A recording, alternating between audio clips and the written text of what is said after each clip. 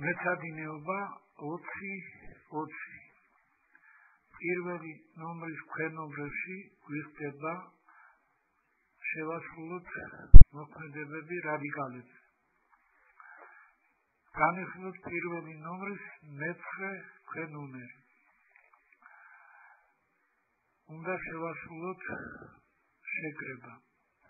6-ის ფარდობა ნიშნავს ფესვი 11 მინუს ფესვი 7 მინუს წილადი მრიცხველად 1 ნიშნავს 3 პლუს ფესვი 7 პლუს 6-ის ფარდობა ფესვი 7-დან მინუს 2 პლუს 5 მინუს ფესვი 7-ის ფარდობა 2-თან მინუს 7 ფესვი 7-ის ფარდობა 2-თან მინუს 3 ფესვი 11-ის ფარდობა 2-თან.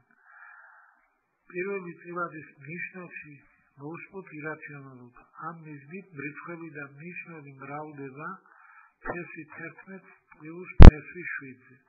ფესვი 11 მინუს ფესვი 7 გამრავლდება ფესვი 11 პლუს ფესვი 7-ზე გვექნება კვადრატების სხვაობა. ფესვი 11 იქნება კვადრატში 11, ფესვი 7 კვადრატში 7.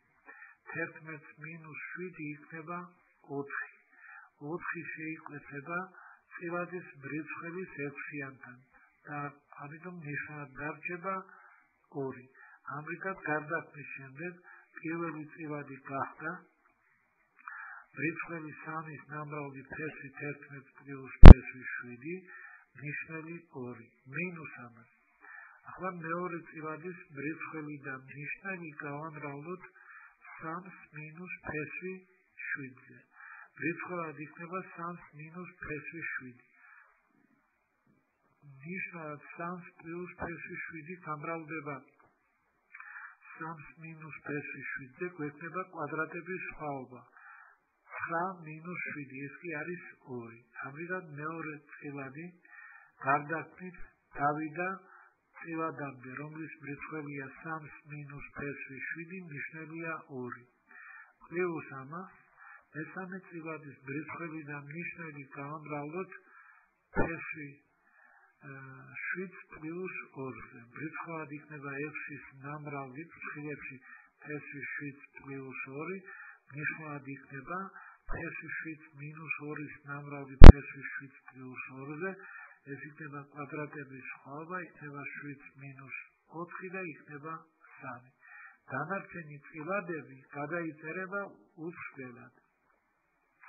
ამის შემდეგ როგორც ხედავთ საერთო ნიშნებია 6. საერთო ნიშნებს გავყოფთ წილადის ნიშნებზე, თითოეული წილადის ნიშნებზე და მიღებულს გავამრავლებთ მრიცხვებზე. გავხსნით ფრთხილებს და შევაერთებთ მსგავს წევრებს. მაშინ მრიცხვად მიიღება 30, ნიშნად 6, გაყოფით კი მიიღება 5. ესე იგი, გამოსახულების გამარტივებით მიიღება 5.